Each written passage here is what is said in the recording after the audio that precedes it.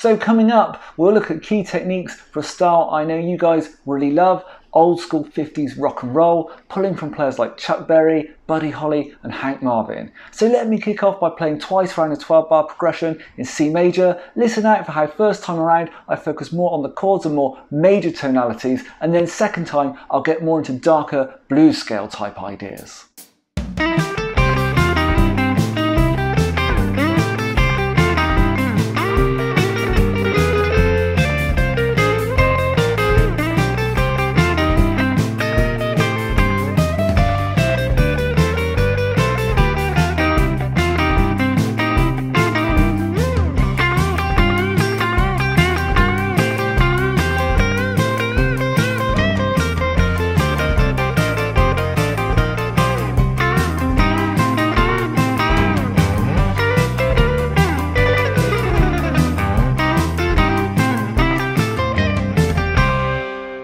Now before we break down the techniques, I just want to make the point that rock and roll has a huge overlap with blues in terms of the scales and note choices, but the key difference is this. With blues, we're normally aiming for emotional playing, but with rock and roll, it's all about bringing the right energy and having fun with it. So don't worry about playing perfectly clean, a few rough edges are fine as long as we're driving the music forward. So let's get into the techniques, and we'll start with what we'll call the Chuck Berry lead-in.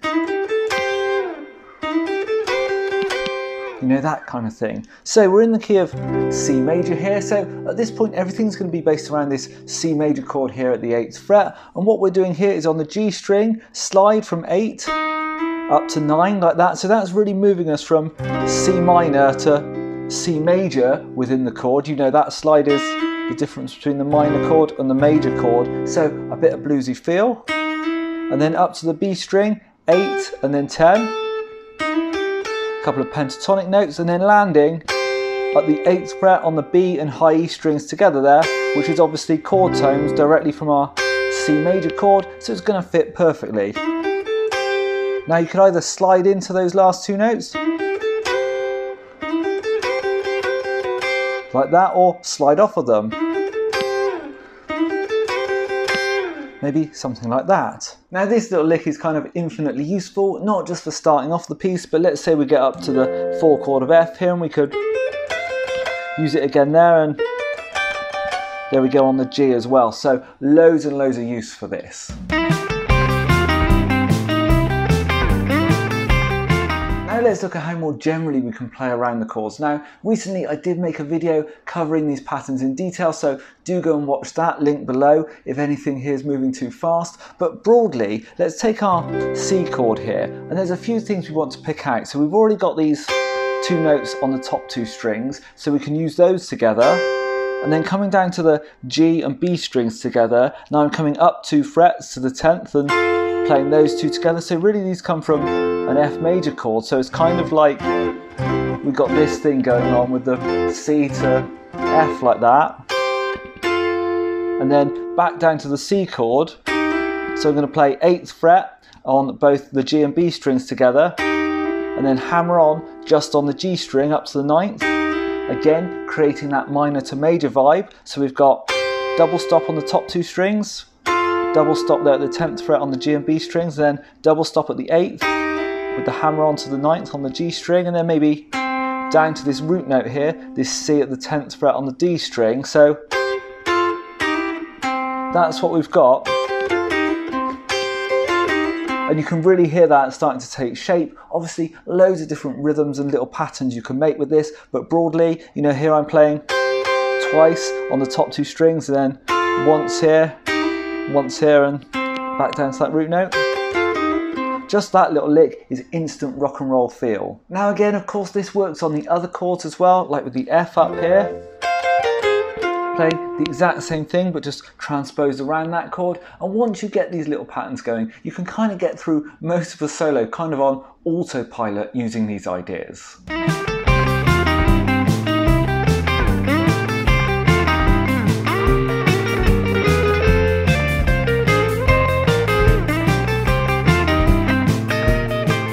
Then a couple of things we can do to make this a bit darker, a bit bluesier. So firstly, let's make this a C7 chord where we've got this B flat here at the 11th fret on the B string. and we want to target that note. So a great way to do that is to play it together with the 12th fret on the G string there as a double stop. Now we can use this instead of this that we had before, which is really bright major sounding. Now this is a bit darker, so maybe we could alternate between those. You immediately get that bluesier feel. You see there I'm coming back down using the same combination of notes that we were using before. Something like that to give a bit more of a darker flavour.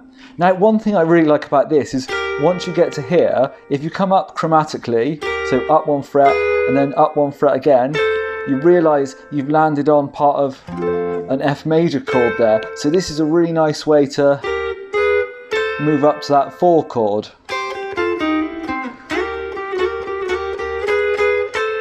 Something like that.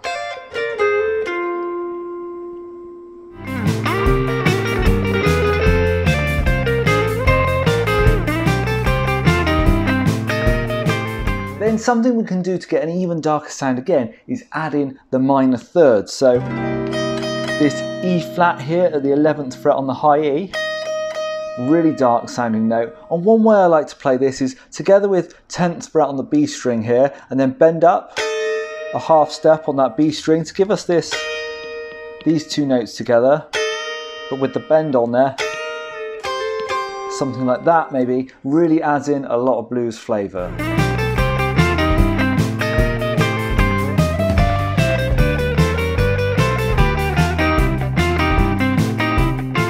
Then let's go back to a brighter feel with something Buddy Holly might have used, which is playing down the major scale in thirds. So you saw me doing something like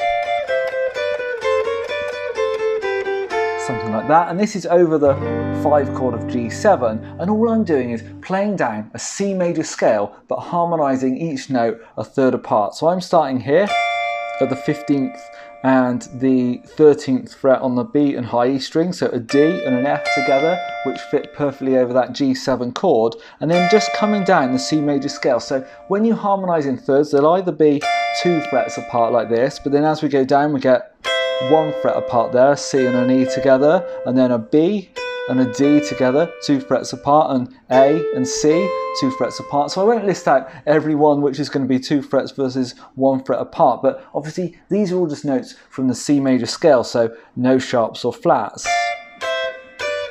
And then I came up a chromatic to come down again, this time just starting here at the 12th and 10th. So all together.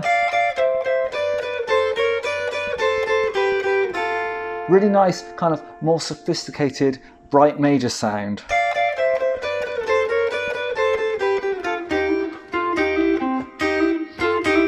Ending with that little trill on the minor to major third over the C major chord there.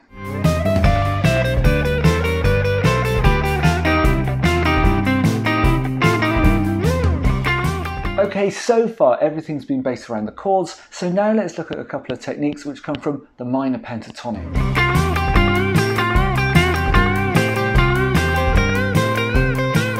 So let's look at what I call bend and repeat, and now we're going to be focusing around the C minor pentatonic here at the 8th fret, and what you'll find is if you bend up at the 10th fret on the G string, a full step bend gets you to the same note as you find at the 8th fret of the B string there, a G.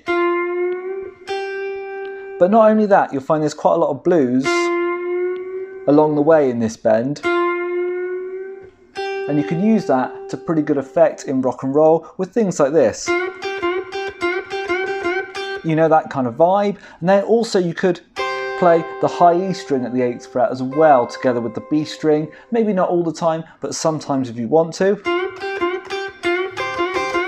Something like that. Really easy to do and a really great effect. Now, you can also do the bend and repeat on the B string here at the 11th fret again. Full bend up and you find the same note there at the 8th fret on the high E string. Get licks like that from there. So nice, pretty straightforward technique, but really, really effective.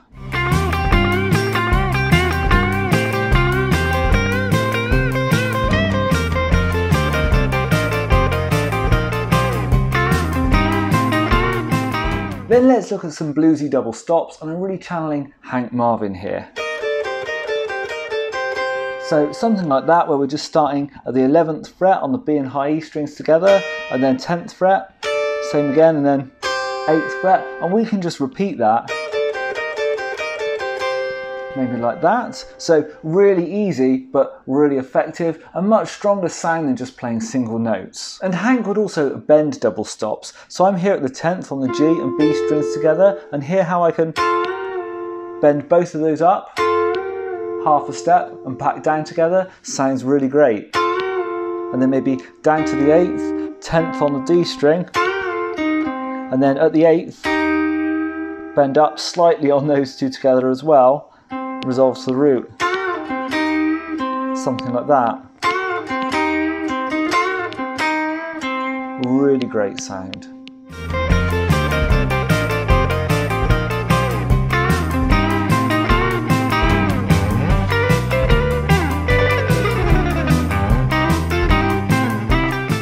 And then lastly, let's look at some slides, which are really going to add some fun to your playing. So starting with another one that I've stolen from Hank Marvin, which is this sort of thumb slide. So we're coming into the final 5 chord, the G7 of our progression. And so I'm targeting this G here at the 15th fret on the low E string, but I'm going to approach it from an octave lower at the 3rd fret with my thumb and just slide up like so.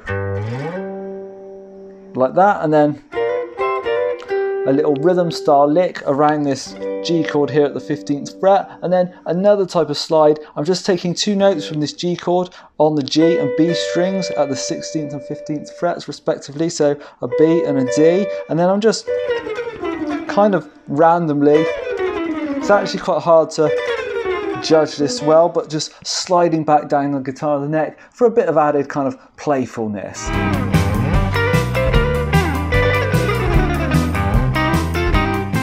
And then once again, I'm using the thumb slide technique, this time again starting at the G at the 3rd fret, but coming up to the 8th fret to hit the root note of C to bring the progression to its close.